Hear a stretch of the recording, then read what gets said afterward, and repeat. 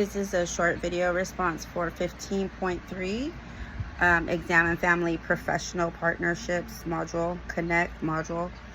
I truly agree that as educators, we need to build a bond between the parent and the student. We want them to feel comfortable as we, guide them through their learning day, as we get them from the first time they walk through the door into the time that they leave us, as we don't have control of what happens behind the doors when they go home. We pray that they have security, they're safe, they're getting fed, they're not being neglected. I've had several students where the parent had told me that they've had issues with behavior and they wanted to know if it reflected in the classroom.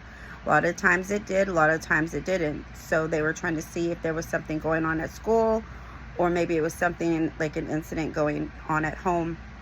As a para, sometimes I feel like it's too personal, where it's something like I'm not fully trained, but right now as I'm going through the teaching process, I'm able to understand some of the needs that the teacher, the parent wants. As I greet my students that come, out the car, I say, "Hi, how are you?" They'll have like questions. Can you let the teacher know this or that? And of course, I will relay it to my colleague. So it's all having that professionalism, as far as like knowing that, yes, I'm a professional, but yes, I do care for your son. I care for your son as much as I care for my own. As I let my sons go to school, I'm hoping that the teachers have the right mindset, as knowing like, oh no, there's something wrong. Like I've had teachers call me on my kids wanting to know, is there something going on? As far as like, I went through my own personal issue. We've gone through a divorce. My son was struggling in school. He was getting into fights.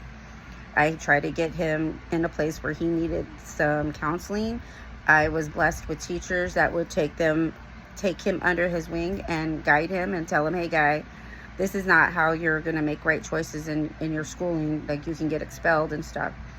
So those are relationships that those teachers had with me, as I reflect that to my own students and their parents, because I want that open communication, and I want them to know, like, yeah, you can tell me, it's not going to be shared with anybody else, but if you are some way, the student is telling me like about being harmed in any way, we are mandated reporters, and it's unfortunate we do have to make reports, but as mandate reporters, we want to make sure our students are safe with us and when they go home. So having that personal, professional relationship with your students' parents is good, and it's helpful because you want that respect and that trust, and it also shows how you control your classroom.